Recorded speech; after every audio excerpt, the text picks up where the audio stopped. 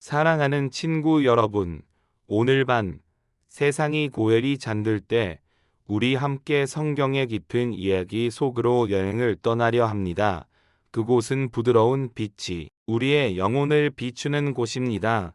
오늘 밤 우리는 단순히 이야기를 듣는 것을 넘어 그 이야기 속에서 살아가며 우리보다 앞서 하나님의 길을 걸었던 이들의 순결과 발걸음을 느껴볼 것입니다. 이 성경 이야기가 여러분의 마음의 평안과 위로를 가져다 준다면 좋아요를 눌러주시고 채널을 구독해주세요. 더 많은 분들과 이 희망과 믿음, 평화의 메시지를 나누는 데 큰 힘이 됩니다. 이제 오늘 하루의 무거운 짐들을 조용히 내려놓으세요. 고요한 공간에서 잠시 기도하며 깊이 숨을 들이쉬고 하나님의 말씀 속에서 펼쳐지는 지혜와 위로 그리고 경이로움에 우리의 마음을 열어봅시다. 이제 당신의 마음을 편안하게 내려놓으세요. 당신이 지금 이집트 동쪽 끝 광활한 사막이 북쪽 가나안 땅을 향해 펼쳐지기 시작하는 경계에 서 있다고 상상해 보세요. 공기 중에는 아직 나릴강의 숨결, 즉 축축하고 비옥한 퇴적토와 생명의 냄새가 희미하게 남아있지만 그 향기는 점차 사라지며 건조하고 순수한 모래와 바위, 냄새의 자리를 내주고 있습니다. 아침 햇살은 더 이상 따갑지 않고 마치 금빛 비단처럼 부드럽게 빛나며 긴 여정을 준비하는 수많은 사람들과 가축들 위로 쏟아져 내립니다. 당신은 바로 그곳 아브람의 무리 한가운데에 있습니다. 멀리서 지켜보는 관찰자가 아니라 이비란 제동이 일부가 된 것입니다. 당신의 발밑에는 사막의 서늘한 밤 기운이 가시어 따뜻하고 본 모래가 느껴집니다. 다죽 샌들 사이로 모래알이 스며드는 감촉이 생생합니다. 주위에서는 소리와 생명의 교향곡이 울려 퍼집니다. 양들이 매일하고 울고 염소들이 서로를 부르며 힘센 수소들이 낮게 으르렁거리고 거대한 낙타들이 짐을 싣기 위해 무릎을 꿇는 소리가 들려옵니다. 이것은 두려움이나 궁핍 속에서의 탈출이 아닙니다. 정반대입니다. 이것은 눈이 부실 정도의 부유함 속에서의 귀환입니다. 한번 보세요. 존경받는 족장 아브람은 방금 이집트에서 그 시련을 겪고 나왔습니다. 그는 두려움을 안고 파라오 땅에 들어갔다가 헤아릴 수 없는 물질적 축복을 안고 나왔습니다. 하나님께서는 그분이 신비로운 섭리 안에서 그를 보호하시고 위험한 상황을 번영의 기회로 바꾸셨습니다. 당신은 눈을 들어 캐러밴 전체를 둘러봅니다. 그 행렬은 너무나 길어서 마치 사막 한가운데를 구불구불 흐르는 강처럼 보입니다. 수천, 어쩌면 수만 마리의 명과 명소들, 그들의 하얀 털은 모래 바다 위에서 부풀어 오르는 파도 같습니다. 크고 건강한 쏟대는 햇빛 달의 피부가 윤이 나고 느리고 당당하게 걷습니다. 그리고 사막의 귀한 선물인 낙타들은 장막과 생필품, 곡물뿐만 아니라 묵직한 나무 상자들도 싣고 있습니다. 당신은 그 안에 무엇이 들었는지 압니다. 바로 은과 금입니다. 아주 많은 은과 금입니다. 아브람은 심히 부유해졌습니다. 성경은 그가 가축과 은과 금이 풍부하였다고 기록합니다. 이것은 평범한 부가 아닙니다. 이것은 한 왕, 작은 민족 전체의 지도자의 부입니다. 당신은 이 부의 무게를 공기 중에서 느낄 수 있습니다. 그것은 단지 귀금속의 무게만이 아니라 책임감의 무게, 관리의 무게, 그리고 우리가 곧 보게 될 시련의 무게이기도 합니다. 아마도 이것이 믿음의 가장 아름답고 심오한 역설 중 하나일 것입니다. 하나님의 축복은 종종 종착역이 아니라 여정의 일부입니다. 아브람이 받은 부는 그가 편안히 누릴 최종 보상이 아니라 그의 믿음의 길에 더해진 새로운 요소, 즉 그의 조카 롯과의 관계, 그리고 궁극적으로는 하나님 자신과의 관계를 시험할 유소였습니다. 당신은 아브람이 작은 모래 언덕 위에 서 있는 것을 봅니다. 그의 자세는 굳건하고 그의 눈은 북쪽을 향해 가늘게 떠 있습니다. 그는 방금 그 이글 본 사람의 환희에 찬 표정이 아닙니다. 햇볕에 그을리고 시간의 흔적과 별이 가득한 하늘 아래서 드린 오랜 기도의 흔적이 깊게 팬 그의 얼굴에는 사려 깊고 지혜로운 표정이 어려 있습니다. 그의 손은 목자의 지팡이를 굳게 쥐고 있는데 이는 권력의 상징이라기보다는 익숙한 의지처와 같습니다. 그는 눈앞의 시나이 사막 너머를 보고 있는 듯합니다. 그는 하나의 약속을 바라보고 있습니다. 한 땅과 한 자손, 한 언약에 대한 약속, 그 보이지 않지만 영원한 약속에 비하면 이 모든 은과 금, 가축들은 여정 위의 일시적인 먼지일 뿐입니다. 가까운 곳에서 당신은 아브람의 조카 롯을 봅니다. 롯은 더 젊고 눈빛은 더 총명하며 그가 가축대 세일을 오가며 점검할 때 감추지 못하는 흥분이 엿보입니다. 롯 또한 부유해졌습니다. 그에게도 앵과 소와 장막이 있었습니다. 그는 자신의 목자들 곁을 걸으며 손가락으로 가리키고 명령하며 양 한 마리도 길을 잃지 않고 소 한 마리도 약해지지 않도록 확인합니다. 롯에게 이분은 더 구체적이고 화려해 보입니다. 그것은 성공의 증거이며 번영의 척도입니다. 당신은 그의 걸음걸이에서 자부심을, 자신의 재산을 바라보는 방식에서 기쁨을 볼 수 있습니다. 롯의 기쁨에 잘못된 것은 없습니다. 그것은 인간의 자연스러운 반응입니다. 자신의 노력이 보상받고 가족이 풍족하게 부양되는 것을 보고 기뻐하지 않을 사람이 어디 있겠습니까? 그러나 시간과 계시의 인지를 통해 우리는 이 두 남자 사이에 미묘한 차이가 싹트고 있음을 볼 수 있습니다. 아브람은 불을 하나님으로부터 일시적인 축복, 믿음의 여정 위 수단으로 봅니다. 반면 롯은 아마도 불을 목표, 안전한 피난처로 보기 시작하고 있었을 것입니다. 처음에는 겨자씨처럼 작았던 이 채가 결국에는 큰 나무로 자라나 그 그늘이 그들의 운명을 뒤덮게 될 것입니다. 해가 조금 더 높이 떠오르자 명령이 내려지기 시작합니다. 경험 많은 목자들이 특유의 휘파람 소리와 익숙한 외침으로 가축 떼를 움직이기 시작합니다. 거대한 먼지 구름이 피어올라 행렬 전체를 뒤덮고 햇빛 속에서 금빛 안개처럼 반짝입니다. 당신도 걷기 시작합니다. 여정의 리듬이 시작됩니다. 느리고 규칙적이며 끈질기게 사람들의 발소리, 가축들의 발굽 소리, 낙타 목에 닳는 방울 소리가 모두 우러져 사막의 단조롭지만 생명력 넘치는 멜로디를 만들어냅니다. 이집트에서 북쪽 네게브 지역으로 돌아가는 여정은 지리적인 도전입니다. 네게브 사막은 사하라처럼 끝없는 모래 바다가 아닙니다. 그곳은 자갈과 돌, 민둥산, 그리고 아기라고 불리는 마른 강바닥으로 가득한 반건조 지대입니다. 와디는 드문 비를 기다렸다가 잠시 사나운 급류로 변했다가 다시 메마릅니다. 당신은 매일같이 변하는 풍경을 느낍니다. 나일 삼닥주의 마지막 푸른 땅은 뒤로 멀어졌습니다.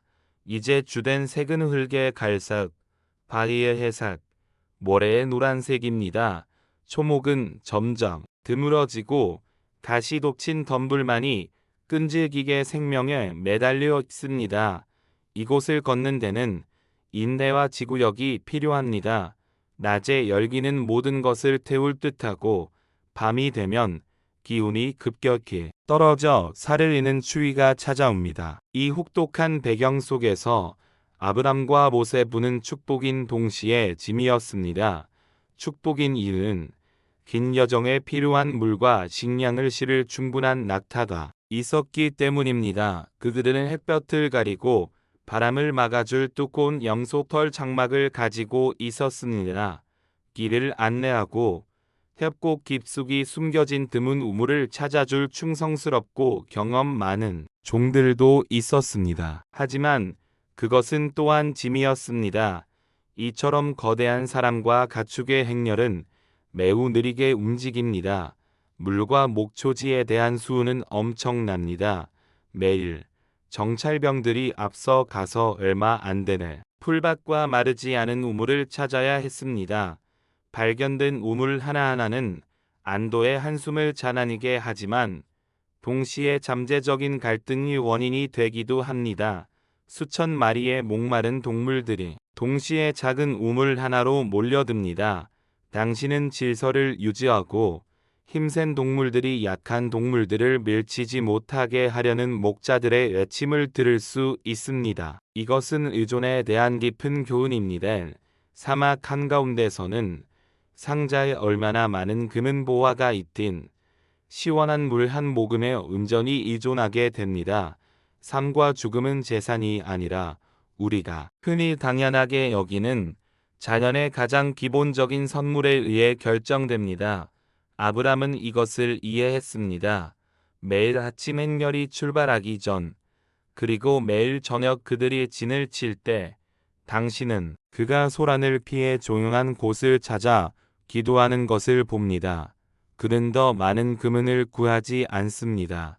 그는 인도하심을 구하고 백성과 가축을 위한 물을 구하며 무리 가운데 평안을 구합니다. 그의 기도는 진정한 생명의 근원의 이집트의 부에서 오는 것이 아니라 사막과 그 아래 숨겨진 물줄기까지 창조하신 하나님의 섭리의 손길에서 온다는 것을 인정하는 것입니다. 사막의 고요한 밤, 당신은 장막에 누워 밤의 소리를 듣습니다. 덤불 사이로 부는 부드러운 바람 소리, 멀리서 들려오는 자칼의 울음소리, 쉬고 있는 낙타들이 조용히 풀을 씹는 소리, 그리고 머리 위에는 보시의 불빛에 엄되지 않은 하늘, 수많은 다이아몬드가 박힌 칠흑 같은 벨벳 양탄자가 펼쳐져 있습니다. 별들은 달을 어느 곳에서보다 더 가깝고 밝게 보입니다. 저것은 하나님께서 아브람에게 고향 우르를 떠나라고 처음 부르셨을 때 그가 바라보던 하늘입니다. 저것은 주님께서 그에게 부려주시며 그의 자손이 하늘의 별과 같이 많아질 것이라고 약속하셨던 하늘입니다. 이 사막 한가운데서 그 약속은 비범하면서도 동시에 가깝게 느껴집니다. 비범한 이유는 이 순간에도 아브람은 아직 살에게서 얻은 후사가 없기 때문입니다. 가까운 이유는 사막의 고향과 광활함 속에서 하나님의 음성이 더 분명하게 들리는 것 같기 때문입니다. 물질적 번영은 하나님의 음성을 더 작게 만드는 기묘한 능력이 있습니다. 우리가 의지할 것이 많을 때도 재산, 지우리는 하나님께 덜 의지하는 경향이 있습니다. 사막은 그 혹독함으로 그러한 거짓된 의지처들을 빼앗고 보이지 않는 분께 절대적으로 의존해야 하는 현실에 직면하게 만듭니다. 아마도 네게브를 통과하는 여정은 단지 지리적 이동이 아니라 필요한 영적 정화의 과정이었을 것입니다. 그것은 아브람과 모든 무리에게 그들의 진정한 축복의 근원이 이집트에서 가져온 것에 있지 않고 이스라엘의 하나님과의 언약에 있음을 상기시켰습니다. 당신은 아브람의 목자들과 롯의 목자들을 관찰합니다. 그들은 함께 일하지만 뚜렷한 분리가 있습니다.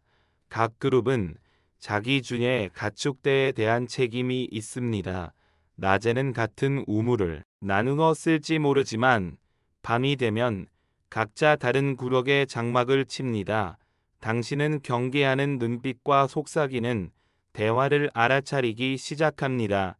좋은 목초지가 발견되면 각자의 머릿속에 떠오르는 첫 번째 질문은 누구의 양떼가 먼저 저기서 불을 뜯을 것인가 입니다. 이것은 아직 공개적인 갈등은 아니지만 작은 긴장의 첫 징후입니다.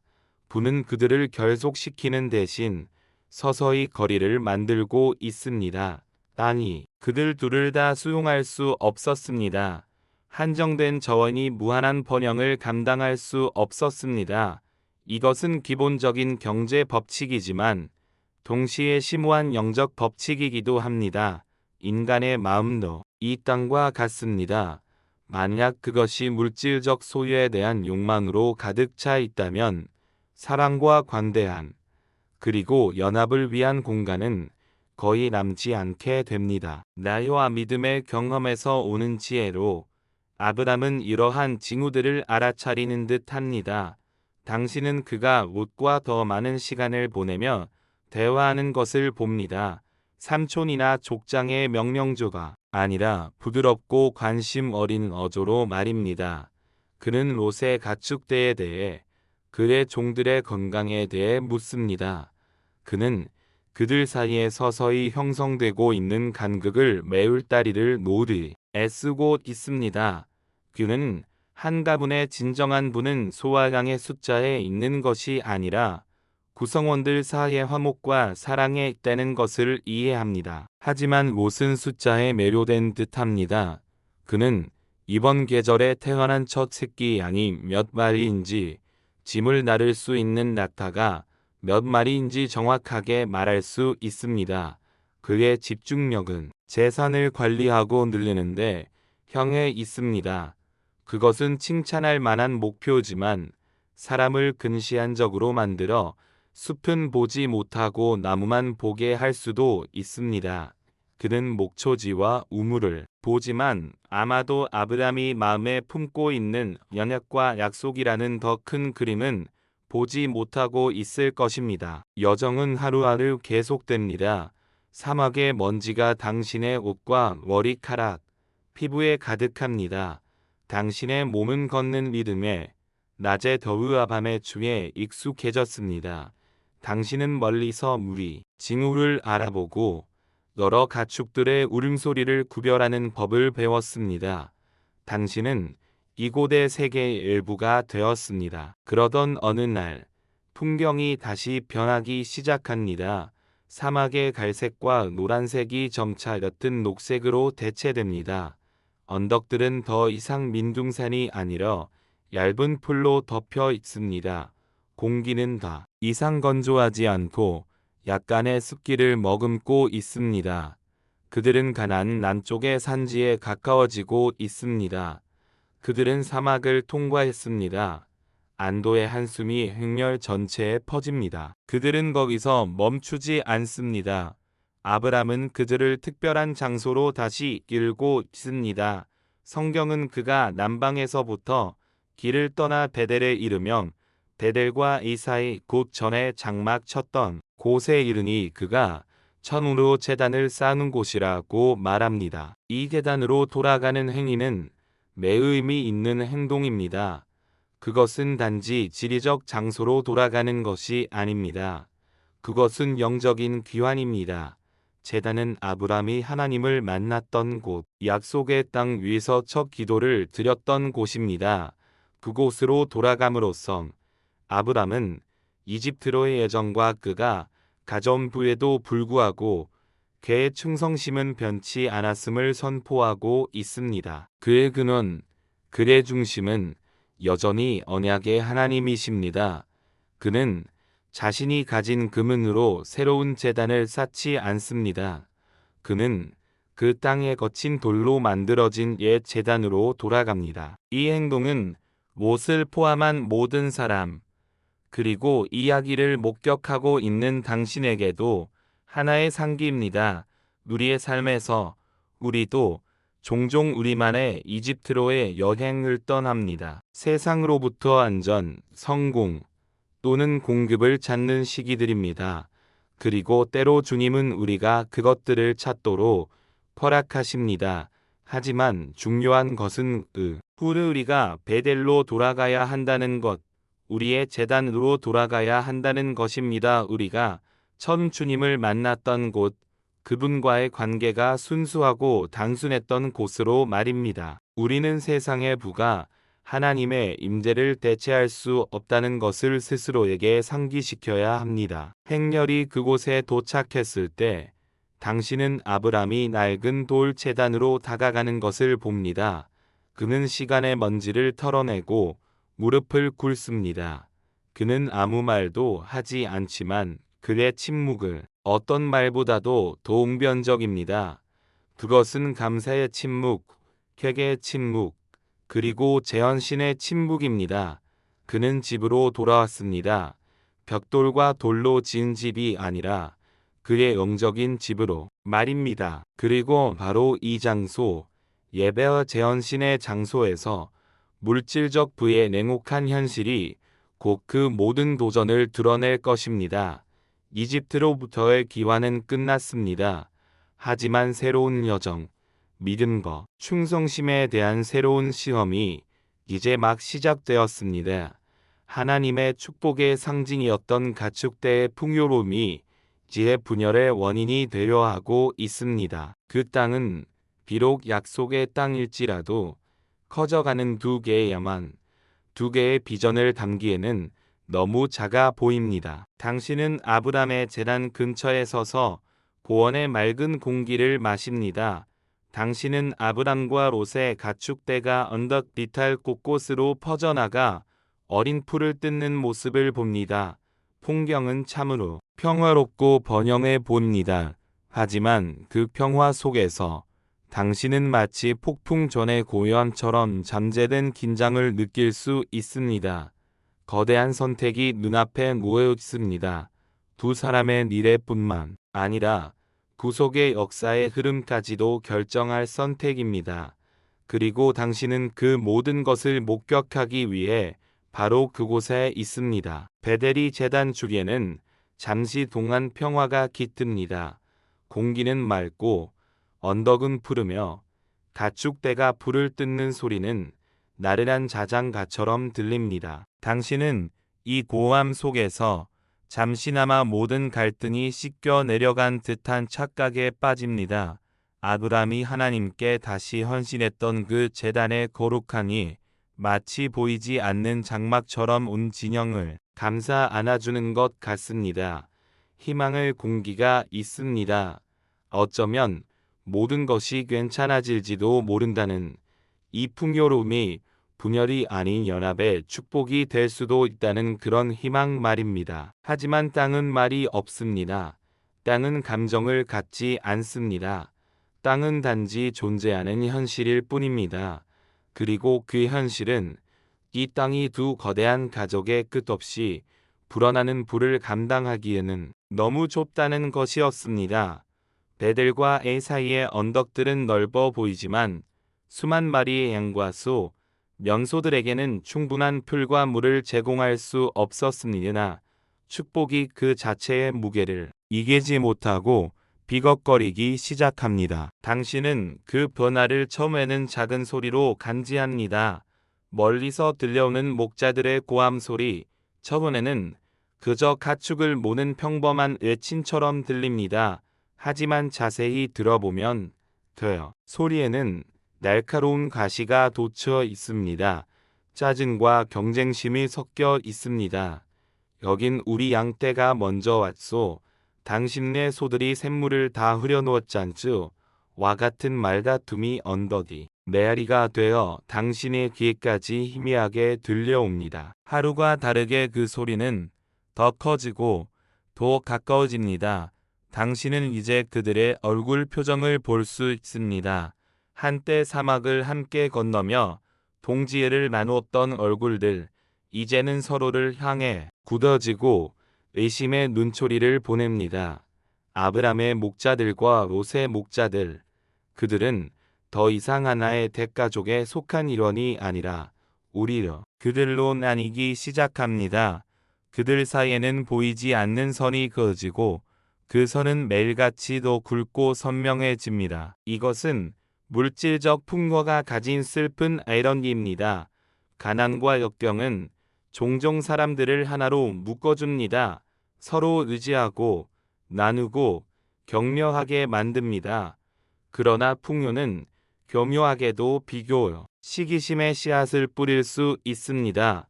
롯의 목자는 아브람의 가축대가 더 좋은 풀밭을 차지하는 것을 보고 불평하고, 아브람의 목자는 롯의 종들이 우에서 너무 많은 물을 길어 간다고 투덜거립니다. 재산이 많아질수록 지켜야 할 것도, 잃을까 두려워하는 것도 많아집니다.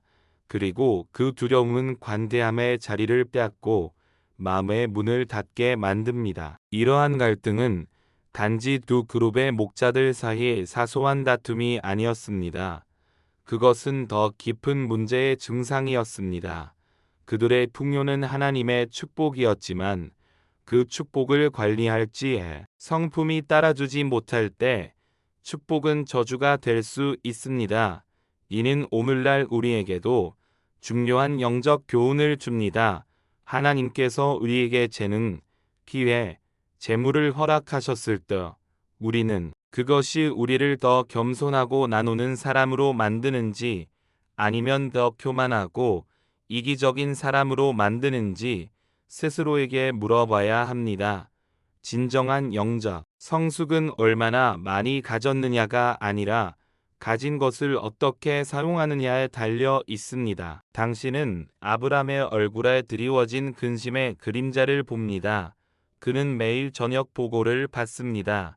그의 충성스러운 종들은 그날 있었던 다툼과 갈등에 대해 조심스럽게 이야기합니다. 아브람은 그저 듣기만 합니다. 그의 눈은 먼 산을 응시하고 깊은 한숨을 내쉽니다. 그의 마음을 아프게 하는 것은 잃어버린 양 몇 마리라 말라버린 목초지가 아닙니다. 그의 마음을 찢어놓는 것은 가족 안에 퍼지는 불화의 독입니다. 그는 이집트의 파라오 앞에서도 담대했지만 이제 자신의 집안에서 일어나는 분열 앞에서는 무력감을 느낍니다. 성경은 이게 매우 중요한 한 가지 사실을 덧붙입니다. 그때의 가나안 사람과 브리스 사람도 그 땅에 거주하였더라. 이 한 문장은 모든 상황을 극적으로 변화시킵니다. 그들의 다툼은 더 이상 집안 문제가 아니었습니다. 그것은 세상 사람들 앞에서 벌어지는 공개적인 추문이었습니다. 상상해 보십시오. 당신은 그 땅의 원주민인 가나안 사람입니다. 당신은 수세대 동안 연덕에서 살아왔습니다. 어느 날 엄청난 가축대를 몰고 나타난 이방인 무리가 당신의 이웃이 됩니다. 그들의 지도자인 아브람은 보이지 않는 유의 신을 섬긴다고 말합니다. 그는 그 신의 부르심을 따라 이곳에 왔다고 주장합니다. 당신은 호기심과 경계심을 가지고 그들을 지켜봅니다. 그런데 당신이 보는 것은 무엇일까? 그들은 서로 싸우고 있습니다. 같은 핏줄이라고 말하면서 같은 신을 섬긴다고 하면서 그들은 풀 한 포기, 물 한 모금을 두고 으르렁거립니다. 그들의 신이 약속과 축복의 신이라면 외계의 백성은 이토록 인색하고 다투는 것일까? 그들의 믿음이 그들에게 평화를 주지 못한다면 그 믿음이 무슨 소용이 있단 말인가? 아브람의 가족이 벌이는 다툼은 하나님의 이름에 먹칠을 하고 있었습니다. 그들의 삶이 그들의 신앙을 배반하고 있었던 것입니다. 이것이 아브람의 마음을 가장 무겁게 짓눌렀을 것입니다. 그는 하나님의 증인으로 부름받았습니다. 그의 삶 자체가 열방을 향한 메시지가 되어야 했습니다. 그러나 이제 그의 가족은 분열의 상징이 되어가고 있었습니다. 이것은 단순한 재산 분쟁을 넘어선 영적인 위기였습니다. 우리 역시 세상 속에서 살아가는 하나님의 백성으로서 우리의 삶이, 특히 우리의 관계가 세상에 어떤 메시지를 전하고 있는지 돌아보게 됩니다. 우리의 말과 신앙 고백이 우리의 행동과 일치하지 않을 때 우리는 세상 사람들에게 복음으로 가는 길을 열어주는 것이 아니라 오히려 걸림돌이 될 수 있습니다. 어느 날 저녁, 아브람은 더 이상 지켜볼 수만은 없다고 결심합니다. 그는 행동해야 합니다. 그러나 그의 행동은 족장의 권위로 엉두르는 방식이 아닙니다. 그는 롯을 불러 호통치거나 자신의 우선권을 주장하지 않습니다. 대신 그는 평화를 만드는 자의 길을 택합니다. 당신은 아브람이 롯의 장막으로 천천히 걸어가는 것을 봅니다. 단거미가 지고 하늘은 짙은 남색으로 물들기 시작합니다. 여기저기서 모닥불이 피어오르고 저녁 식사를 준비하는 냄새가 퍼져나갑니다. 공기는 하루 동안의 긴장으로 무겁게 가라앉아 있습니다. 아브람은 롯을 조용히 불러내 두 사람만이 이야기할 수 있는 조금 떨어진 곳으로 갑니다. 아브람의 목소리는 낮고 부드럽지만 그 안에는 슬픔과 간절함이 묻어 있습니다. 그는 롯을 꾸짖지 않습니다. 그는 비난하지 않습니다. 그는 사실을 있는 그대로 말합니다. 우리는 다투지 말자. 내 목자들과 내 목자들도 그리하지 말잔. 우리는 한 고륙이 아니더냐. 이 말은 단순한 제안이 아닙니다. 그것은 관계의 근본을 상기시키는 호소입니다. 고륙 뼈와 살, 우리는 한 몸이라는 뜻입니다. 어떤 재산보다도 이 관계가 더 소중하다는 외침입니다. 아브람은 문제의 핵심을 꿰뚫어 보고 있습니다. 문제는 목초지나 우물이 아니라 깨어져 가는 관계였습니다. 그는 관계를 회복하기 위해서라면 어떤 대가라도 치를 준비가 되어 있었습니다. 그리고 그는 역사상 가장 관대하고 놀라운 제안 중 하나를 내놓습니다. 내 배온 땅이 있지 아니하냐. 나를 떠나가라. 네가 저하면 나는 의하고 네가 우하면 나는 저하리라. 잠시 침묵이 흐릅니다. 당신은 숨을 죽이고 이 장면을 지켜봅니다. 아브람이 방금 무슨 말을 한 것입니까? 그는 연장자입니다. 그는 이 가족 전체의 족장입니다. 하나님께서 직접 언약을 맺으신 당사자입니다. 모든 문화적, 영적 권위가 그에게 있습니다. 그에게는 먼저 선택할 모든 권리가 있습니다. 그는 내가 이 땅을 택할 테니 너는 저기로 가거라 라고 말할 수 있었습니다. 아무도 그 결정에 이를 제기하지 못했을 것입니다. 그러나 그는 정반대의 길을 선택합니다.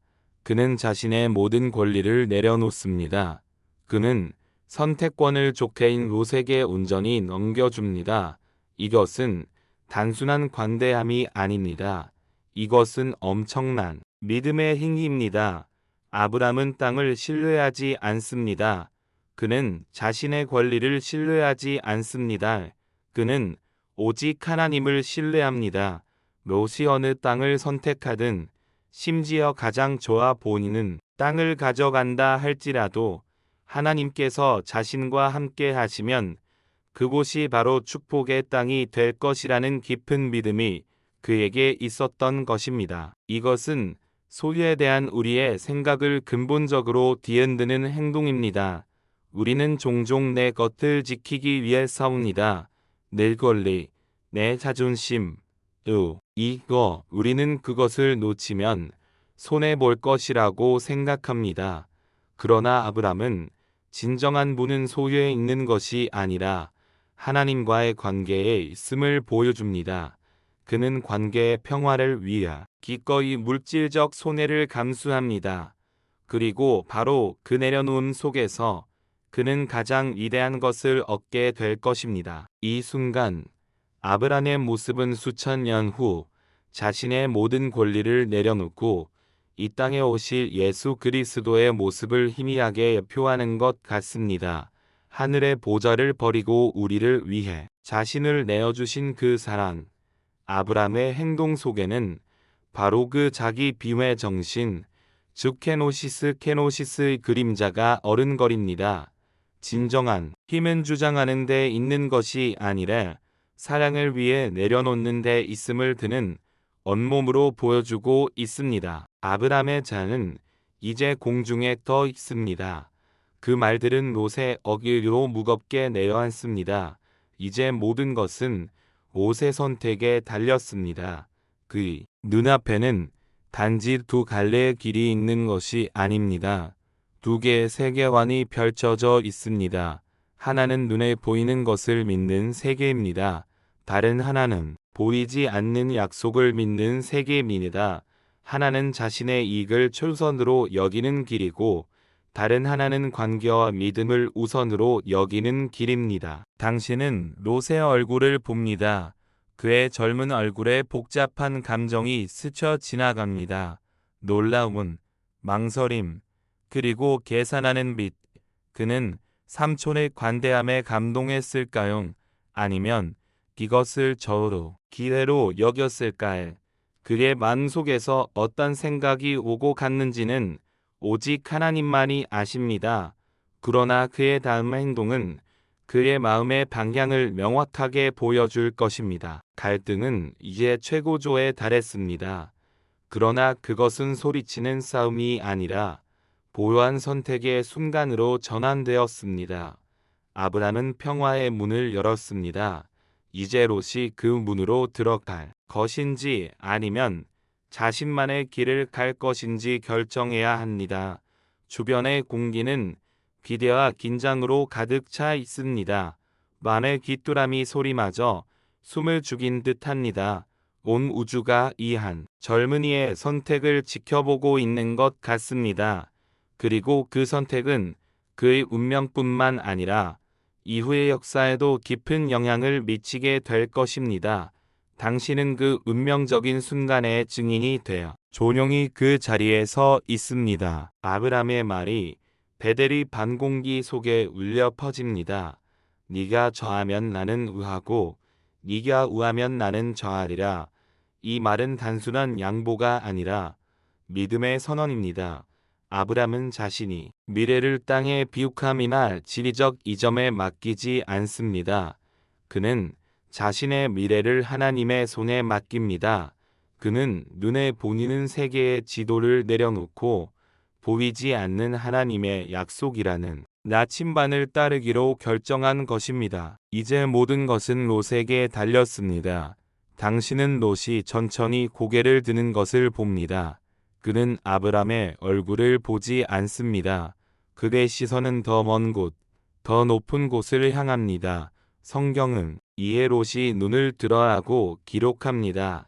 이 단순한 행동, 눈을 뜨는 것은 이 이야기 전체의 전환점이 됩니다. 그는 어디를 보았을까요? 그는 무엇을 보았을까요? 이야기의 흐름을 잠시 멈추고 당신이 롯과 함께 그 언덕에 서 있다고 상상해 봅시다. 당신은 지금 베델 근처의 높은 지대에 있습니다. 해발 약 800m에 달하는 이곳은 유대 산지의 척추마도 같은 곳입니다. 이곳에서 바라보는 풍경은 극적인 대조를 이룹니다. 당신이 서쪽을 바라보면 시야는 비교적 제한적입니다.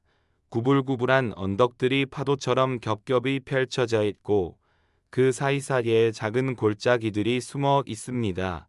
흙은 붉고 돌이 많습니다. 올리브 나무와 포도나무가 드문드문 자라고 있지만 전반적으로는 척박하고 거친 느낌을 줍니다. 이곳은 힘든 노동과 인내를 요구하는 땅입니다. 눈에 띄는 화려함은 없지만 깊고 견고한 아름다움을 품고 있습니다. 이곳이 바로 아브람이 훗날 거닐게 될 땅, 믿음의 조상들이 뿌리내릴 땅입니다. 이제 몸을 돌려 동쪽을 바라보십시오. 당신의 눈앞에 펼쳐지는 광경은 완전히 다릅니다. 당신의 발 아래로 땅은 급격하게 경사져 내려갑니다. 이곳은 세상에서 가장 낮은 곳, 사헤어 계곡으로 이어지는 유대 광야의 시작점입니다.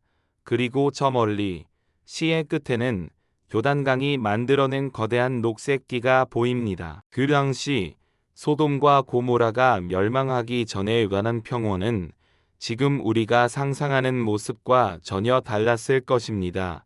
성경은 그곳이 여호와의 동산 같고 애굽 땅과 같았다고 묘사합니다. 이 두 가지 비유는 당시 사람들에게 엄청난 의미를 가졌습니다. 여호와의 동산이란 무엇일까요? 그것은 에덴 동산을 떠올리게 합니다. 물이 풍부하고 온갖 종류의 나무와 식물이 저절로 자라는 부족함이 없는 낙원의 이미지입니다.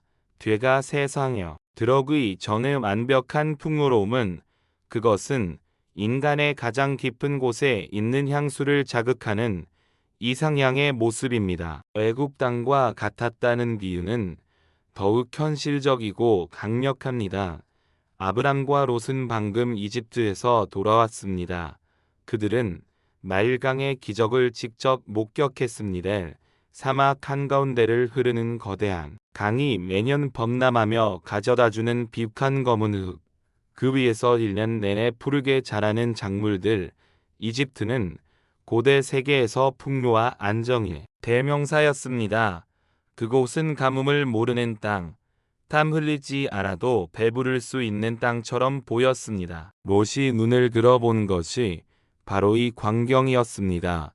그의 눈에 비친 유단 평원은 대대리 척박한 언덕과는 비교할 수 없는 지상의 낙원이었습니다. 그곳은 물이 넘쳐나는 곳이었습니다. 푸른 목초지가 끝없이 펼쳐져 있어 자신의 모든 가축대를 먹이고도 남을 것 같았습니다. 도시들이 번성하고 있었고 무역이 활발했습니다. 그곳은 즉각적인 보상과 안락한 미래를 약속하는 것처럼 보였습니다. 이 순간 롯의 선택은 이미 결정된 것이나 다름없었습니다. 그의 결정은 기도나 영적 분별의 과정이 아니었습니다. 그것은 순전히 시각적인 판단, 경제적인 계산에 근거한 것이었습니다. 그는 눈에 보이는 것들 선택했습니다. 그의 시선은 하나님을 향하지 않았고 삼촌의 관대한 희생을 헤아리지도 않았습니다. 그의 시선은 오직 자신의 이익과 편의에 고정되어 있었습니다. 우리는 무엇을 쉽게 비판할 수 있습니다. 어떻게 그런 선택을 할 수 있지? 믿음이 없었구나. 하지만 우리 자신을 솔직하게 돌아봅시다. 우리 역시 밀같이 롯과 같은 선택이 기로에 놓입니다. 우리의 삶에서 도단 평화는 무엇입니까? 그것은 더 높은 연봉을 주는 직장일 수도 있고 더 안락한 삶을 약속하는 관계일 수도 있습니다. 더 많은 명예, 인정을 가져다주는 길일 수도 있습니다. 눈앞의 이익과 즉각적인 만족을 주는 것들, 그것들은 너무나 매력적이고 합리적으로 보입니다. 반면에 베델이 언덕은 어떻습니까? 그것은 당장은 힘들고 척박해 보이지만 하나님께서 우리에게 머물라고 부르시는 자리일 수 있습니다. 섬김과 희생을 요구하는 공동체인데요. 연단을 통해 우리의 성품을 빚어가시는 과정일 수 있습니다. 눈에 보이는 보상은 적지만 하나님과의 깊은 교제가 영원한 가치를 약속하는 길입니다. 우리의 눈은 어디를 향하고 있습니까? 우리는 모처럼 땅을 먼저 봅니까? 아니면 아브람처럼 하나님을 먼저 봅니까? 롯의 시선은 단지 풍경만을 본 것이 아닙니다. 그는 그 땅에 있는 도시들, 즉 소돔과 고모라를 보았습니다. 그 도시들은 번영의 중심지였습니다. 당시의 기준으로 보면 그것은 문화와 상업이 발달한 최첨단의 장소였을 것입니다. 롯은 아마도 자신의 자녀들에게 더 나은 교육과 기회를 제공할 수 있을 것이라고 생각했을지도 모릅니다. 유목미의 고된 삶에서 벗어나 안정되고 세련된 도시 생활을 누리고 싶었을지도 모릅니다. 이것들은 모두 인간적으로 충분히 이해할 수 있는 욕망입니다. 그러나 그의 눈은 그 도시들의 화려한 티에 숨겨진 영적인 부패를 보지 못했습니다. 성경은 명확하게 말합니다. 소돔 사람은 여호와 앞에 가평 큰 죄인이었더라. 롯은 이 사실을 몰랐을까요? 다만 알았을 것입니다. 그 지역의 평판은 이미 널리 알려져 있었을 것입니다. 하지만 그는 그것을 대수롭지 않게 여겼을지도 모릅니다. 나는 그들과 다르다. 나는 내 신앙을 지킬 수 있다.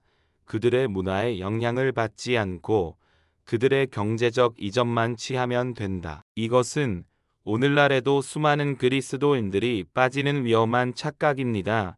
우리는 세상 일옥적인 문화와 타협하면서 자신의 영혼은 안전할 것이라고 스스로를 속입니다. 조금만 즐기는 거여 이 정도는 괜찮아.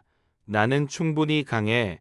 그러나 쟤는 교활한 누룩과 같아서 아주 작은 틈만 있어도 들어와 전체를 부패시킵니다. 롯은 자신의 영적 건강을 담보로 경제적 이익이라는 도박을 하고 있었습니다. 그는 세상의 풍요를 얻기 위해 세상과의 경계선을 허물고 있었던 것입니다. 이 지점에서 우리는 아브람과 롯의 근본적인 차이를 다시 한번 확인하게 됩니다. 아브람은 제단을 쌓는 사람이었습니다. 그가 어디를 가든 그의 삶의 중심에는 하나님을 향한 예배가 있었습니다. 그는 하나님과의 관계를 통해 자신의 정체성을 확인했습니다. 반면에 롯은 집을 짓는 사람이었습니다. 그는 안정되고 편안한 거처를 찾았습니다. 그의 정체성은 점차 그가 사는 곳, 그가 소유한 것에 의해 규정되기 시작했습니다. 제단을 쌓는 삶은 끊임없이 하나님을 중심에 두는 삶입니다. 그것은 잠시 머무는 나그네의 삶이며 영원한 본향을 향해 나가는 순례자의 삶입니다. 반면에 집을 짓는 삶은 이 땅이 뿌리내리려는 삶입니다. 그것은 이 세상의 안락함과 성공을 최종 목표로 삼는 삶입니다. 아브람은 하나님의 도시를 바라보았고 롯은 인간의 도시에 매료되었습니다. 롯이 자신의 선택을 아브람에게 알렸을 때 아브람의 마음이 어떻했을지 상상해 보십시오. 아마도 깊은 슬픔과 안타까움을 느꼈을 것입니다. 그들은 롯이 눈에 보이는 화려함 너머에 있는 위험을 보지 못하는 것을 알았을 것입니다. 그러나 그는 자신의 제안을 번복하지 않았습니다. 그는 롯의 선택을 존중했습니다. 이것 또한 사랑의 한 형태입니다. 진정한 사랑은 때로 우리가 사랑하는 사람이 잘못된 선택을 하더라도 그 선택의 결과를 스스로 감당하도록 도와주는 것을 의미합니다. 그리하여 두 사람의 길이 갈라집니다. 당신은 그 이별의 장면을 지켜봅니다. 롯은 자신의 모든 가족과 종들, 그리고 막대한 가축대를 이끌고 언덕을 내려가기 시작합니다. 그의 행렬은 거대한 강물처럼 묘단 평원을 향해 흘러갑니다. 그들의 발걸음은 가볍고 기대에 차 있습니다. 그들은 더 나은 미래, 더 풍요로운 삶을 향해 나가고 있다고 믿었을 것입니다. 롯의 행렬이 멀어져 가는 모습을 바라보는 아브람의 뒷모습은 쓸쓸해 보입니다. 그의 곁에는 이제 더 적은 수의 가축과 종들만이 남아 있습니다. 그가 서 있는 언덕은 상대적으로 척박하고 황량해 보입니다. 세상적인 관점에서 보면 그는 완전히 손해를 본 것입니다. 그는 더 좋은 것을 양보했고 이제 덜 좋은 것을 갖게 되었습니다. 그는 패배자처럼 보입니다. 하지만 영적인 눈으로 보면 이 순간 아브람은 가장 위대한 승리를 거두고 있습니다. 그는 땅을 잃었지만 하나님과의 평화를 지켰습니다. 그는 재산을 양보했지만 믿음의 원칙을 지켰습니다. 그는 조카를 떠나보냈지만 하나님을 더 가까이 붙들었습니다. 그는 자신의 권리를 내려놓음으로써 하나님의 주권이 역사할 공간을 만들어 드렸습니다. 이 장면은 우리에게 질문을 던집니다. 당신의 삶에서 가장 중요한 것은 무엇입니까? 당신은 무엇을 위해 싸우고 무엇을 위해 양보합니까? 당신의 결정은 무엇에 근거하고 있습니까? 눈에 보이는 계산입니까? 아니면 보이지 않는 믿음입니까? 롯의 길은 넓고 쉬워 보였습니다. 아브람의 길은 좁고 어려워 보였습니다. 그러나 우리는 그 두 길의 끝이 어디로 향하는지 알고 있습니다. 베델이 언덕이 뒤에 홀로 남겨진 듯한 아브람 주위로 바람이 붑니다. 그는 롯의 모습이 점처럼 작아져 너단 평원의 푸르름 속으로 완전히 사라질 때까지 그 자리에 서 있습니다. 그의 마음속에는 어떤 기도가 울려 퍼지고 있었을까요? 아마도 떠나간 조카를 위한 중보기도였을 것입니다. 그리고 자신의 미래를 온전히 하나님께 맡기는 신뢰의 기도였을 것입니다. 그는 이제 이 땅에서 가장 부유한 사람이 아닐지 모릅니다. 그러나 그는 이 땅에서 가장 자유로운 사람입니다. 그는 소로부터 자유롭고 자기중심적인 욕망으로부터 자유로우면 오직 하나님 한 분만으로 만족하는 법을 배우고 있기 때문입니다. 그리고 바로 그 고독과 뜰의 순간에 하나님께서 그에게 찾아오실 것입니다. 가장 큰 축복은 종종 우리가 모든 것을 내려놓았을 때 빈손으로 주님 앞에 섰을 때 주어지기 때문입니다. 롯의 행렬이 마침내 시야에서 사라집니다. 푸른 유단 평원이 그들을 삼켜버린 듯합니다. 이제 베델이 언덕 위에는 침묵만이 감돕니다. 아브람 주위의 세상은 갑자기 텅 비고 넓어진 것처럼 느껴집니다. 함께 사막을 건너고 함께 제단을 쌓았던 혈육이 떠났습니다. 동고동락했던 목자들의 소란스러움도 거대했던 가축대 울음소리도 절반으로 줄었습니다. 남은 것은 척박한 언덕과 돌 많은 땅, 그리고 하늘을 떠도는 바람 소리뿐입니다. 당신은 아브람 곁에 서서 그가 느끼는 감정의 무게를 함께 꿰어봅니다. 그것은 단순한 외로움이 아닙니다. 자신의 관대한 제안이 이런 결과를 낳았다는 것에 대한 인간적인 아쉬움이 없었겠습니까? 롯이 잠시라도 망설이거나 삼촌, 먼저 선택하십시오 라고 말해주기를 바라지는 않았을까 해. 그러나 롯은 뒤도 돌아보지 않고 가장 좋아 보이는 것을 택해 떠났습니다. 아브람의 마음 한구석에 허전함과 어쩌면 작은 상처가 남았을지도 모릅니다. 이것이 바로 믿음의 길에서 겪는 현실적인 고통입니다. 하나님을 따르기로 한 결정, 사랑과 평화를 선택한 결정이 항상 즉각적인 행복이나 만족을 가져다주는 것은 아닙니다. 때로는 오해를 받기도 하고 손해를 보기도 하며 홀로 남겨지는 아픔을 겪기도 합니다. 세상의 눈으로 보면 아브람은 바보 같은 선택을 한 사람입니다. 그는 자신의 권리를 포기했고 더 나쁜 것을 얻었습니다. 그는 전략적으로 실패했습니다. 하지만 바로 그 순간 모든 것이 텅 비어 보이는 바로 그곳에서 하나님께서 말씀하십니다. 성경은 롯이 아브람을 떠난 후 여호와께서 아브람에게 이르시되 라고 기록합니다. 이 순서는 매우 중요합니다. 하나님께서는 롯이 있을 때 말씀하지 않으셨습니다. 아브람이 자신이 지혜와 힘으로 문제를 해결하려 애쓰는 동안에는 침묵하셨습니다.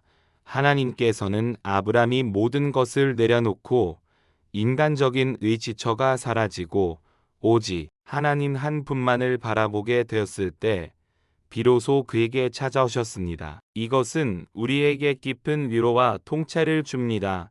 때때로 하나님께서는 우리의 삶에서 어떤 것들이 떠나가도록 허락하십니다.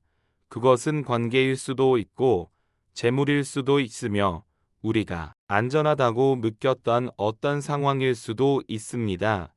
그 상실의 순간은 고통스럽고 우리를 무력하게 만듭니다.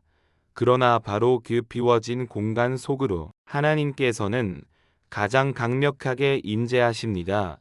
우리의 두 손이 세상의 것들로 가득 차 있을 때 우리는 하나님의 선물을 받을 수 없습니다. 우리가 두 손을 빌 때 비로소 하나님께서는 그 손을 가장 좋은 것으로 채워주십니다. 하나님의 음성이 아브람의 마음에 울려 퍼집니다. 그것은 천둥 같은 소리가 아니라 고요하고 분명한 속삭임이었을 것입니다.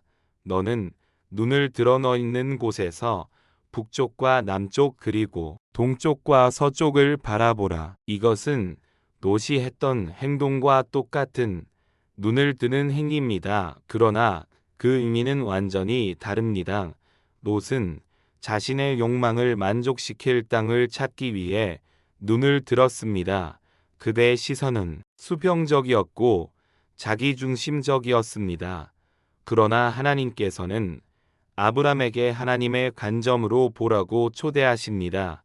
그의 시선을 수직적으로 하나님께로 향하게 하십니다. 당신은 아브람과 함께 다시 한번 그 언덕 위에서 사방을 둘러봅니다.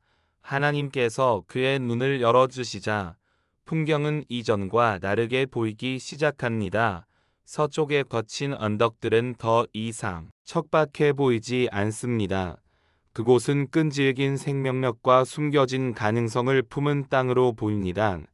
북쪽의 산지와 남쪽의 광야도 더 이상 낯선 곳이 아닙니다. 그 모든 것이 하나님의 약속 아래 놓인 거대한 유산의 일부로 보입니다. 그리고 동쪽 롯이 떠나간 그 화려한 유단 평원을 바라봅니다. 이전에는 부러움의 대상이었을지 모르지만 이제는 하나님의 눈으로 보니 그 화려함 속에 깃든 더섭음과 위험이 보입니다. 마치 아름답지만 독을 품은 꽃과 같습니다. 아브람은 이제 땅의 의적인 모습에 속지 않습니다. 그는 땅이 진정한 가치가 흙의 비옥함이 아니라 그 위에 많은 하나님의 임재에 있음을 깨닫습니다. 그리고 하나님의 약속이 폭포수처럼 쏟아집니다. 보리는 땅을 내가 모한의 자손에게 주리니 영원히 이르리라. 이 약속은 롯의 선택과 극명한 대조를 이룹니다. 롯은 땅의 일부를, 그것도 가장 좋아 보이는 부분을 선택했습니다. 그러나 하나님께서는 아브람에게 보이는 모든 땅을 주시겠다고 약속하십니다. 롯의 선택은 유한하고 일시적입니다. 하나님의 선물은 무한하고 영원합니다. 롯은 자신의 눈을 믿었지만 결국 그가 얻은 것은 잠시의 풍요와 뒤의 멸망이었습니다. 아브람은 하나님의 말씀을 믿었고 그 결과로 땅과 영원한 유보를 약속받았습니다. 이것이 바로 믿음의 역설입니다. 우리가 자신의 것을 꽉 쥐고 놓지 않으려 할 때 우리는 결국 모든 것을 잃게 될 수 있습니다. 그러나 우리가 하나님을 신뢰하고 우리의 것을 기꺼이 내려놓을 때 하나님께서는 우리가 상상했던 것보다 훨씬 더 크고 좋은 것으로 채워주십니다. 롯은 단기적인 이익을 얻었지만 아브람은 장기적인 축복을 받았습니다. 하나님의 약속은 여기서 그치지 않습니다. 내가 내 자손이 땅의 티끌 같게 하리니 사람이 땅의 티끌을 능히 셀 수 있을진대 내 자손도 세리라. 땅의 티끌 이것은 이전에 주셨던 하늘의 별이라는 약속과 함께 아브람의 후손이 셀 수 없이 많아질 것을 보증하는 또 다른 강력한 이미지입니다. 지금 아브람의 현실은 어떻습니까? 그는 늙었고 아내 사레는 아이를 낳을 수 없으며 유한 혈육이었던 조카마저 떠나버렸습니다. 그는 완전히 홀로 남았습니다. 이런 상황에서 땅의 티끌 같은 자손에 대한 약속은 터무니없이 들릴 수도 있습니다. 그러나 이것이 바로 믿음의 본질입니다. 믿음은 현실의 장벽 너머에 있는 하나님의 가능성을 보는 것입니다. 믿음은 없음 속에서 있음을 보게 하시는 하나님의 능력을 신뢰하는 것입니다. 아브람이 할 수 있는 일은 아무것도 없었습니다. 그의 육신은 늙었고 그의 환경은 절망적이었습니다. 바로 그 절대적인 무능력의 상태가 전능하신 하나님의 능력이 나타날 수 있는 완벽한 무대가 되었습니다. 우리 역시 우리의 삶에서 불가능의 벽에 부딪힐 때 바로 그 순간이 하나님의 기적을 경험할 수 있는 가장 좋은 기회임을 기억해야 합니다. 그리고 하나님께서는 마지막으로 놀라운 명령이자 초대를 하십니다. 너는 일어나 그 땅을 종과 횡으로 두루 다녀 보라 내가 그것을 내게 주리라. 이것은 단순한 산책 명령이 아닙니다. 이것은 약속된 땅을 믿음으로 소유하라는 상징적인 행위입니다. 두루 다녀 보라는 것은 그 땅을 발로 밟고 손으로 만지고 눈으로 보며 그것이 이미 당신의 것이 되었음을 선포하라는 의미입니다. 이것은 수동적인 기다림이 아니라 능동적인 믿음의 실천을 요구하는 것입니다. 이것은 고대 근동의 관습과도 관련이 있습니다. 당시 왕이 언 땅을 정복하거나 소유원을 주장할 때 그는 그 땅을 직접 행진하며 자신의 영토민을 선포했습니다. 하나님께서는 지금 아브라함에게 왕처럼 행동하라고 말씀하시는 것입니다. 이 땅은 이제 내 것이다. 일어나서 너의 왕국을 둘러보아라. 이 명령은 아브라함의 믿음을 구체적인 행동으로 이끌어냅니다. 믿음은 단지 머릿속의 동의가 아니라 발로 걸어가는 순종입니다. 우리도 마찬가지입니다. 하나님께서 우리에게 약속을 주셨을 때 우리는 그저 앉아서 기다리기만 해서는 안 됩니다. 우리는 그 약속이 이루어질 것을 믿고 오늘 내가 할 수 있는 믿음의 발걸음을 내디뎌야 합니다. 그것이 기도이든 섬김이든 용서이든 우리의 작은 순종의 발걸음들이 모아 하나님의 위대한 약속을 현실로 만들어갑니다. 아브람은 즉시 순종합니다. 그는 베델이 언덕을 떠납니다. 그러나 그는 모처럼 더 좋아 보이는 곳으로 가지 않습니다. 그는 하나님께서 인도하시는 곳으로 갑니다. 성경은 이 아브람이 장막을 옮겨 헤브론에 있는 마므레 상수리 수풀에 이르러 거주하며 거기서 여호와를 위하여 제단을 쌓았더라고 기록합니다. 헤브론, 이곳은 예루살렘 남쪽에 위치한 고대의 도시로 유대 역사에서 매우 중요한 장소가 됩니다.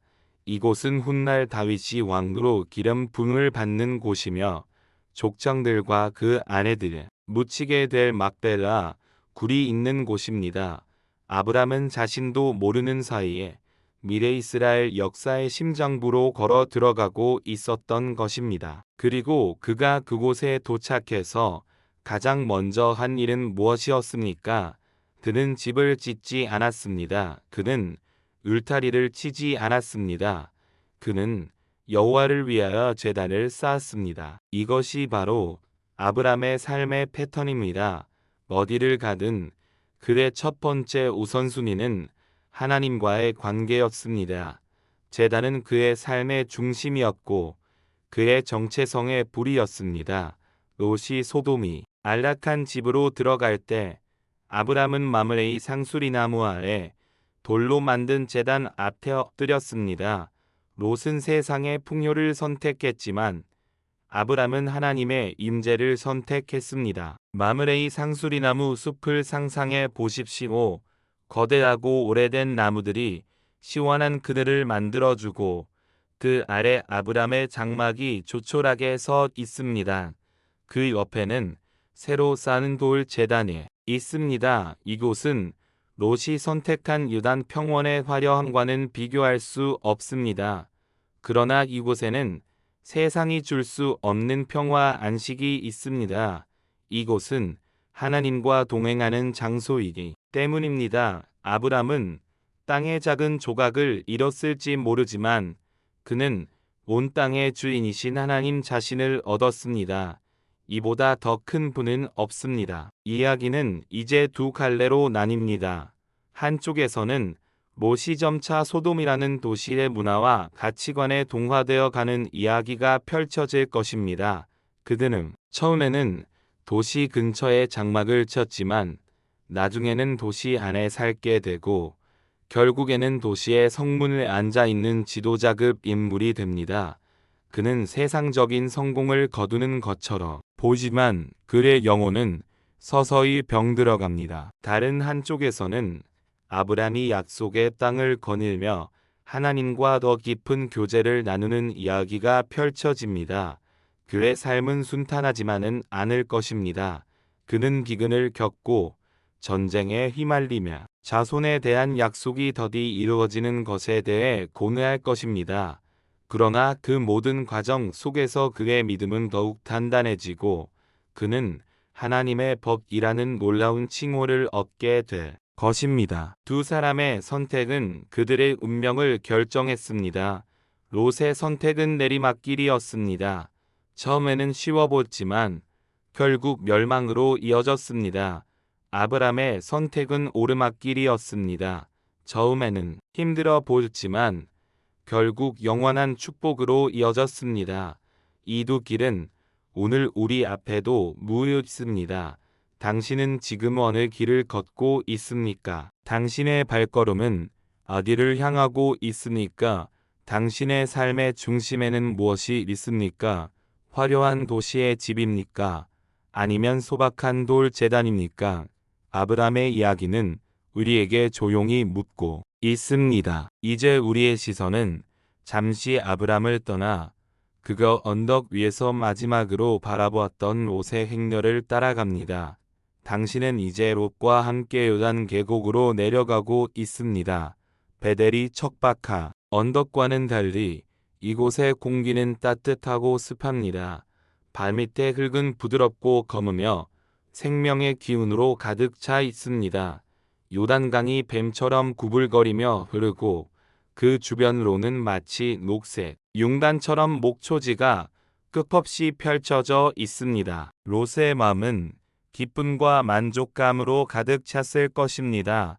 이것이야말로 현명한 선택이어서 그는 스스로에게 말했을지도 모릅니다. 그의 수많은 가축들은 풍성한 풀을 뜯으며 살이 찌고 그의 종들은 더 이상 물과 목초지를 두고 다툴 필요가 없습니다. 모든 것이 풍족하고 평화로 보입니다. 그는 삼촌 아브람의 비현실적인 믿음 대신 자신의 현실적인 안목을 택한 것이 얼마나 다행이었는지 모른다고 생각했을 것입니다. 성경은 못이 그 장막을 옮겨 소돔까지 이르렀더라고 기록합니다. 이 짧은 구절 속에는 점진적인 타협의 과정이 숨어 있습니다. 아마도 롯은 처음에는 도시라는 안전거리를 둔 채 평야의 장막을 치고 살았을 것입니다. 그는 유목민으로서의 정체성을 유지하면서 도시가 제공하는 편리함과 시장만 이용하려 했을지도 모릅니다. 나는 저들과 달라. 나는 여호와를 섬기는 사람이야. 저들의 삶의 방식에 물들지 않을 거야. 그는 그렇게 다짐했을 것입니다. 그러나 세상의 중력은 생각보다 강력합니다. 소돔이라는 도시는 거대한 자석과 같아서 주변의 모든 것을 끌어당깁니다. 당신은 시간이 흐르면서 롯의 장막이 조금씩 소돔 두 성벽에 더 가까워지는 것을 봅니다. 처음에는 삽상의 이유였을 것입니다. 가축과 제품을 팔기 위해 도시에 더 자주 드나들게 됩니다. 그러다 보니 도시의 상인들과 친구가 되고 그들의 문화 유흥에 조금씩 노출됩니다. 롯의 아내 딸들은 어땠을까요? 그들은 소돔의 화려한 옷과 장신구, 세련된 생활 방식에 매료되었을 것입니다. 장막에서의 단조로운 삶보다 도시의 다채로운 삶이 훨씬 더 매력적으로 보였을 것입니다. 아버지, 우리도 저들처럼 멋진 집에서 살면 안 되나요? 애들의 성화의 롯의 마음도 조금씩 움직였을 것입니다. 이것이 바로 타협의 본질입니다. 타협은 거대한 절벽에서 한 번에 뛰어내리는 것이 아닙니다. 그것은 미끄러운 비탈길을 한 걸음씩 자신도 모르게 내려가는 것과 같습니다. 처음에는 아주 작은 양보처럼 보입니다. 이 정도는 괜찮겠지. 남들도 다 이렇게 사는데. 그러나 그 작은 타협들이 모여 결국에는 돌아올 수 없는 지점까지 우리를 끌고 갑니다. 롯은 자신의 영혼을 조금씩 팔아넘기며 세상의 안락함을 사고 있었습니다. 결국 롯은 장막을 걷고 소돔성 안으로 이사합니다. 그는 더 이상 나그네가 아닙니다. 그는 도시의 시민이 되었습니다. 그는 유목민의 정체성을 버리고 정착민의 삶을 선택했습니다. 그리고 시간이 더 흘러 우리는 나중에 그가 성문에 앉아 있는 모습을 발견하게 됩니다. 고대 도시에서 성문은 단순히 출입구가 아니었습니다. 그곳은 재판이 열리고 장로들이 모여 중요한 결정을 내리는 공적인 장소였습니다. 롯이 성문에 앉아 있었다는 것은 그가 소돔 사회에서 상당한 지휘 영향력을 가진 인물이 되었음을 의미합니다. 세상적인 관점에서 보면 롯은 대성공을 거두었습니다. 그는 이방인 유목민에서 시작하여 번성하는 도시의 유력자가 되었습니다. 그는 부와 명예를 모두 얻었습니다. 아마 그는 스스로를 매우 성공한 사람이라고 생각했을 것입니다. 그러나 그의 영혼은 어떠했을까의? 성경은 훗날 베드로의 입을 통해 롯이 소돔에 살면서 저 불법한 행실을 보고 들음으로 그 여운 심령에 날마다 상하니라 베드로후서 2태 8고 증언합니다. 이것은 놀라운 통찰입니다. 롯의 맘 깊은 곳에서는 여전히 선과 악을 분별하는 양심이 살아 있었습니다. 그는 매일 소도 사람들이 저지르는 끔찍한 죄악들을 보면서 만화하고 고통스러워했습니다. 그는 자신이 살고 있는 세상이 잘못되었다는 것을 알고 있었습니다. 그런데 왜 그는 떠나지 않았을까요? 그 불행한 환경 속에서 계속 머물렀을까요? 아마도 그는 이미 너무 깊이 얽혀버렸기 때문일 것입니다. 그의 재산, 그의 사회적 지위, 그 모든 인간관계가 소돔과 연결되어 있었습니다. 그곳을 떠난다는 것은 그가 쌓아 올린 모든 것을 포기하는 것을 의미했습니다. 그는 자신이 만들 성공의 감옥에 갇혀버린 것입니다. 그는 의로운 심령을 가졌지만 행동할 용기는 잃어버렸습니다. 이것이 바로 타협의 가장 비극적인 결과입니다. 죄를 미워하면서도 죄와 함께 살아가는 법을 배우게 되는 것. 이제 다시 시선을 아브람에게로 돌려봅시다. 그가 헤브론의 마므레 상수리 숲을 알아 제단을 쌓고 하나님과 교제하는 동안 가나안 땅에는 큰 전쟁이 일어납니다. 북쪽 메소포타미아 지역의 강력한 내왕이 동맹을 맺고 유단 평야의 5왕 소돔과 고모라를 포함을 공격합니다. 요단 평야의 왕들은 패배하고 승리한 북쪽 왕들은 소돔과 고모라의 모든 재물과 양식을 약탈해 갑니다. 그리고 그 과정에서 소돔에 거주하는 아브람의 조카 롯도 사로잡고 그 재물까지 노략하여 갑니다. 롯이 그토록 의지했던 모든 것이 한순간에 사라졌습니다. 그가 선택했던 풍요로운 땅, 그가 쌓아 올렸던 부, 그가 누렸던 안정된 삶이 모두 신기루처럼 무너져 내렸습니다. 세상의 풍요는 이처럼 허무합니다. 그것은 전쟁이나 재난, 혹은 예기치 못한 사건으로 인해 하룻밤 사이에 모두 사라질 수 있습니다. 롯은 자신의 안전을 하나님의 약속이 아닌 소돔의 성벽에 두었습니다. 그러나 그 성벽은 그를 지켜주지 못했습니다. 이 비극적인 소식이 헤브론에 있는 아브람에게 전해집니다. 한 피난민이 달려와 모든 상황을 알립니다. 이때 아브람은 어떻게 반응했을까요? 그는 이렇게 말할 수도 있었습니다. 그것도 내 그럴 줄 알았지. 믿음을 버리고 세상을 택하더니 샘통이다. 그는 롯의 불행을 자신의 의로움을 확인하는 기회로 삼을 수도 있었습니다. 그러나 아브람은 그렇게 하지 않았습니다. 그는 즉시 행동에 나섭니다. 그는 원망하거나 비판할 시간에 사랑과 용서의 길을 택합니다. 성경은 아브람이 그의 조카가 사로잡혔음을 듣고 집에서 길리고 훈련된 자 318명을 거느리고 단까지 쫓아갔다고 기록합니다. 이것은 놀라운 장면입니다. 평화롭게 살아온 늙은 족장이 당대 최강의 군사 동맹과 맞서 싸우기 위해 나선 것입니다. 318명의 개인 사병. 이것은 작은 군대입니다. 아브람은 단지 목자만이 아니었습니다. 그는 강력한 군사 지도자이기도 했습니다. 그러나 그는 자신의 힘을 사적인 이익이나 복수를 위해 사용하지 않았습니다. 그는 오직 사랑하는 혈육을 구하기 위해 용서의 마음으로 그 힘을 사용했습니다. 아브람의 군대는 밤을 튼 타 적들을 기습 공격하여 크게 무찌릅니다.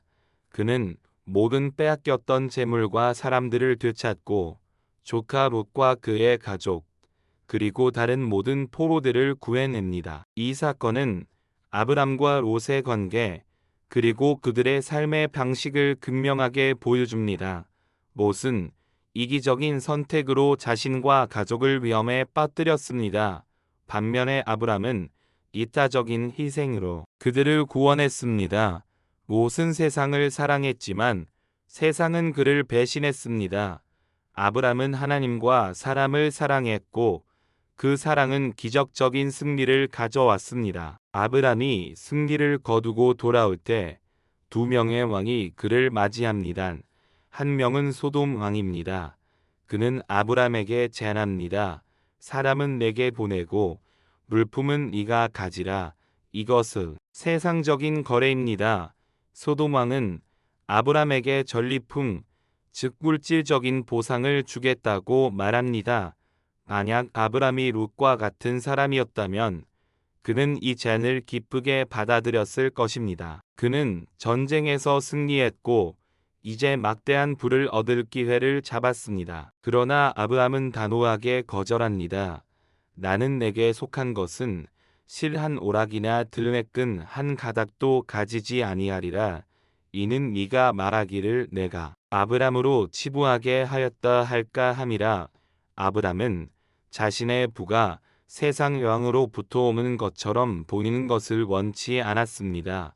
그의 부의 근원은 오직 하늘과 땅의 주제이신 지극히 높으신 하나님뿐임을 분명히 하고 싶었던 것입니다. 그는 세상의 부와 명예로부터 자신을 철저히 구별했습니다. 그때 또 다른 왕, 살렘 왕 멜기세덱이 떡과 포도주를 가지고 나와 아브람을 축복합니다. 멜기세덱은 지극히 높으신 하나님의 제사장이라고 불리는 신비로운 인물입니다. 그는 세상의 왕들과는 전혀 다른 종류의 권위를 가지고 있습니다. 그는 아브람을 축복하며 말합니다. 천지의 주제시요 지극히 높으신 하나님이여 아브람에게 복을 주옵소서. 너희 대적을 내 손에 붙이신 지극히 높으신 하나님을 찬송할지로다. 그리고 아브람은 자신이 얻은 모든 것에서 10분의 1을 멜기세덱에게 바칩니다. 이것은 아브람이 자신의 승리와 모든 소유가 자신의 힘이 아닌 하나님으로부터 왔음을 인정하는 믿음이 행위입니다. 이 두 만남은 아브람이 걸어가는 길과 롯이 선택한 길의 차이를 상징적으로 보여줍니다. 롯은 소돔 왕이 다스리는 세상의 시스템 안에서 부와 성공을 추구했습니다. 그 결과는 결국 허무의 멸망이었습니다. 아브람은 멜기세덱으로 대표되는 하나님의 질서 안에서 살았습니다. 그는 하나님의 축복을 구하고 모든 영광을 하나님께 돌렸습니다. 그 결과는 참된 평안고 영원한 여비였습니다. 롯은 구출된 후 어떻게 해뒀을까요? 그는 삼촌의 희생적인 사랑에 감동하다 자신의 삶을 바꾸었을까요? 안타깝게도 성경은 그가 다시 소돔으로 돌아갔다고 암시합니다. 그는 재앙이 문턱까지 갔다가 구출되었음에도 불구하고 여전히 그곳에 안락함과 익숙함을 버리지 못했습니다. 이것은 죄와 세상에 대한 중독이 얼마나 무서운지를 보여줍니다. 한번 그 중력에 깊이 빠지면 하나님의 은혜로운 개입이 있더라도 다시 그곳으로 돌아가려는 경향이 있습니다. 롯의 이야기는 구원받는 것만으로는 충분하지 않으며 구원받은 이후에 어떤 삶을 선택하느냐, 얼마나 중요한지를 우리에게 가르쳐 줍니다. 시간이 흐릅니다. 롯이 소돔으로 돌아간 후 유단 평야의 삶은 겉으로는 다시 평온을 되찾은 듯합니다. 태양은 여전히 비옥한 땅 위로 떠오르고 강물은 변함없이 흐르며 시장은 사람들로 붐빕니다. 롯은 아마도 전쟁의 끔찍한 기억을 잊으려 했으면 이전의 삶으로 돌아갔을 것입니다. 그는 다시 소돔의 성문에 앉아 도시의 일상에 깊이 관여합니다. 그는 자신의 선택이 옳았다고 그저 잠시 불운을 겪었을 뿐이라고 스스로를 위로했을지도 모릅니다. 그러나 땅 아래서는 분노의 왕이 끓어오르고 있었습니다. 소돔과 고모라의 작은 하늘에 사무쳤고 하나님의 인내의 잔은 거의 차올랐습니다. 성경은 그들의 죄가 심히 무거우니라고 표현합니다. 그것은 단지 개인적인 부도덕을 넘어 폭력과 교만, 그리고 나그네와 가난한 자에 대한 무자비함이 만연한 사회 전체가 썩어버린 상태였습니다. 그들이 누리던 풍요는 감사가 아닌 타락의 촉매제가 되었습니다. 한편 마므레의 상수리 숲을 아래 아브람의 삶에도 변화의 바람이 불고 있었습니다. 하나님께서는 그의 언약을 재확인하시며 그의 이름을 많은 민족의 아버지라는 뜻이 아브라함으로 난의 사례의 이름은 영의 공주라는 뜻의 사라로 바꿔 주십니다. 이것은 단순한 계명이 아니라 새로운 정체성과 운명을 부여하는 행위였습니다. 그리고 마침내 모든 인간적인 가능성이 사라졌을 때 하나님께서는 그들에게 아들 이삭을 약속하십니다. 믿음으로 걸어온 긴 기다림의 여정이 마침내 열매를 맺기 시작한 것입니다. 어느 더운 날 아브라함이 장막문에 앉아 있을 때 3명의 나그네가 그를 찾아옵니다. 고대 근동의 헌대 문화에 따라 아브라함은 즉시 달려 나가 그들을 극진히 대접합니다. 그는 그들이 누구인지 몰랐지만 최선을 다해 섬깁니다. 그런데 이 나그네들은 평범한 사람들이 아니었습니다. 그들은 주님과 두 천사였습니다. 아브라함의 순전한 환대는 그를 하나님과의 직접적인 대면으로 이끌었습니다. 식사가 끝난 후 주님께서는 아브라함에게 소돔과 고모라를 심판하실 계획을 알려주십니다. 여주님은 이 끔찍한 계획을 아브라함에게 미리 알려주셨을까요? 그것은 그를 하나님이 벗으로 여기셨기 때문입니다. 친구 사이에는 비밀이 없는 법입니다. 또한 주님께서는 아브라함이 앞으로 강대한 나라 유주상이 될 그의 자손들이 여호와의 도를 지켜 공도를 행하게 할 책임이 있음을 아셨습니다. 이 심판을 통해 아브라함은 죄의 결과가 얼마나 무서운지 그리고 하나님의 공의가 얼마나 엄중한지를 배워야 했습니다. 이 소식을 들은 아브라함의 반응은 놀랍습니다. 그는 드디어 그 악한 도시가 멸망하는군요 라고 말하지 않습니다. 그의 마음은 즉시 소돔에 살고 있는 조카 롯을 향합니다. 그리고 그는 인류 역사상 가장 담대하고 감동적인 중보기도 중 하나를 시작합니다. 당신은 아브라함이 하나님께 더 가까이 나가 조심스럽게 그러나 끈질기게 간청하는 모습을 지켜봅니다. 주께서 이늘 악인과 함께 멸하시려날까? 그 성중에 인 50명이야. 있을지라도 주께서 그곳을 멸하시고 그 50인을 위하여 용서하지 아니하시리까? 이것은 하나님과 흥정하는 것이 아닙니다. 이것은 하나님의 성품에 호소하는 기도입니다. 아브라함은 하나님께서 공의로우실 뿐만 아니라 자비로우신 분임을 믿었습니다. 그들은 하나님의 긍휼하심에 자신의 소망을 걸고 멸망 직전의 영혼들을 위해 필사적으로 매달립니다. 그는 인 50명에서 시작하여 45명, 40명, 30명, 20명, 그리고 마침내 10명까지 내려갑니다. 주여 노하지 마옵소서. 내가 이번만 더 아뢰리라. 거기서 10명을 찾으시면 어찌하시려날까? 하나님께서는 그의 끈질긴 간구를 다 들어주십니다. 내가 거기서 10명을 찾으면 멸하지 아니하리라. 이 장면은 아브라함과 롯의 삶의 궤적이 얼마나 달라졌는지를 보여줍니다. 롯은 자신의 가족만을 챙기기에도 급급한 자기중심적인 삶에 갇혔습니다. 반면에 아브라함은 한 도시 전체, 심지어 자신을 배신하고 떠난 조카가 살고 있는 그 악한 도시의 영혼들을 위해 가슴을 치며 기도하는 열방을 붓는 사람이 되었습니다.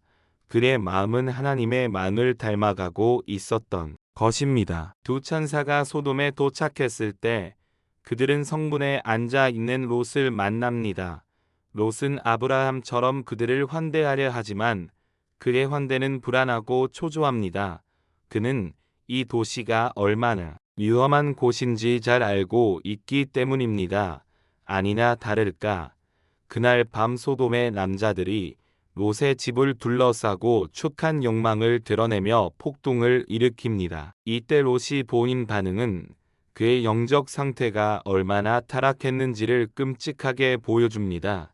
그는 손님들을 보호하기 위해 자신의 두 딸을 대신 내어주겠다고 제안합니다. 이것은 한때 의로운 심령을 가졌던 사람의 입에서 나올 수 있는 말이 아닙니다. 소돔의 제약적인 가치관이 그의 깊은 내면까지 원시켜 선악의 기준을 완전히 마비시켜 버린 것입니다. 그는 세상을 너무 사랑한 나머지 세상처럼 되어버렸습니다. 천사들은 기적적으로 롯과 그의 가족을 구출하고 그들을 이끌고 도시 밖으로 서둘러 피신시킵니다. 천사는 다급하게 칩니다. 도망하여 생명을 보존하라. 돌아보거나 들에 머물지 말고 산으로 도망하여 멸망함을 면하라. 돌아보지 말라는 명령. 이것은 과거의 삶, 제덕된 세상의 안락함과 미련에 대한 강력한 경고입니다. 그러나 롯의 아내는 그 명령을 어깁니다. 그녀는 뒤를 돌아보았습니다. 그랬을까요? 아마도 그녀의 모든 보물, 그녀의 친구들, 그녀가 사랑했던 화려한 삶이 그곳에 있었기 때문일 것입니다. 그녀의 마음은 여전히 소돔에 있었습니다. 그녀의 몸은 빠져나왔지만 그녀의 영혼은 그곳에 묶여 있었습니다. 그 결과 그녀는 소금 기둥이 되어버렸습니다. 이것은 세상에 대한 애착을 버리지 못하는 영혼의 비극적인 최후를 상징합니다. 그리고 마침내 하늘에서 유황과 불이 비처럼 쏟아져 내립니다. 한때 여호와의 동산 같았던 푸르고 풍요로운 평원은 순식간에 불타는 폐허로 변합니다. 롯이 눈을 들어 선택했던 그 모든 아름다움과 풍요가 재와 연기 속으로 사라져 버립니다. 그가 의지했던 모든 것이 그를 배신했습니다. 그날 아침 아브라함은 일찍 일어나 하나님과 마주 섰던 곳으로 갑니다. 그는 멀리 소돔이 있던 쪽을 바라봅니다. 그대 눈에 보이는 것은 땅의 은기가 옹기 가말 은기같이 치솟는 광경뿐이었습니다. 그 순간 그의 마음이 어떠했을까요? 아마도 하나님의 엄중한 공의에 대한 두려움과 열망한 영혼들에 대한 깊은 슬픔이 교차했을 것입니다. 그리고 그는 조카 롯을 위해 간절히 기도했을 것입니다. 성경은 중요한 사실을 기록합니다. 하나님이 그 지역의 성을 멸하실 때 곧 롯이 거주하는 성을 엎으실 때 하나님이 아브라함을 생각하사 롯을 그 엎으시는 중에서 내보내셨더라. 롯이 구원받은 것은 그가 의로워서가 아니었습니다. 그것은 전적으로 아브라함의 중보기도 덕분이었습니다. 하나님께서 아브라함을 생각하셨기 때문입니다. 이것이 바로 중보기도 능력입니다. 우리의 기도가 멸망 직전에 다른 영혼을 구원하는 하나님의 손길이 될 수 있습니다. 롯은 자신의 힘으로는 아무것도 할 수 없었지만 그를 위하여 기도하는 한 사람, 믿음의 사람 아브라함이 있었습니다. 롯은 모든 것을 잃었습니다. 그의 아내, 그의 재산, 그의 집, 그가 쌓아 올린 모든 사회적 지위, 그는 빈손으로 겨우 목숨만 건졌습니다. 그는 결국 산속의 동굴로 들어가 딸과 함께 비참하게 살아갑니다. 그가 그토록 피하고 싶었던 불안정하고 고립된 삶이 그 최종 목적지가 되었습니다. 그가 선택했던 넓고 편한 길의 끝은 결국 완전한 파멸이었습니다. 반면에 아브라함은 어떻습니까? 그는 약속의 땅을 계속해서 믿음으로 거닐며 마침내 약속의 아들 이삭을 품에 안습니다. 그의 삶은 하나님과 깊은 교제 속에서 점점 더 풍성해집니다. 그는 수많은 민족의 조상이 되어 오늘날까지도 전 세계 수십억 명의 사람들에게 믿음의 조상으로 기억되고 존경받습니다. 그가 선택했던 좁고 힘든 길의 끝은 영원한 생명과 축복이었습니다. 두 사람의 이야기는 이렇게 극명한 대조를 이루며 끝이 납니다. 롯의 이야기는 우리에게 경고합니다. 눈에 보이는 세상의 풍요를 따르는 삶이 결국 어디로 이르는지를 보여줍니다. 그것은 타협과 영적 무감각을 거쳐 결국 모든 것을 잃는 파멸로 끝납니다. 아브라함의 이야기는 우리에게 소망을 줍니다. 보이지 않는 하나님의 약속을 믿고 순종하는 삶이 얼마나 위대한 축복으로 이어지는지를 보여줍니다. 그것은 때로 기다림과 희생을 요구하지만 결국 하나님 자신을 얻고 영원한 욥을 상속받는 영광스러운 결말을 맞이합니다. 오늘 밤 이 두 길이 당신의 마음속에서 조용히 교차합니다. 당신은 모처럼 눈에 보이는 요단 평야를 바라보고 있습니까? 아니면 아브라함처럼 척박해 보지만 하나님께서 함께 하시는 약속의 언덕에 머물기를 선택하겠습니까? 당신의 선택이 당신의 영원한 운명을 결정할 것입니다. 북이 아브라함처럼 믿음으로 보고 믿음으로 선택하며 믿음으로 걸어가는 복된 삶을 살아가시기를 축복합니다. 이제 모든 걱정을 내려놓고 이 말씀이 주는 깊은 평안 속에서 고요히 잠드시길 바랍니다.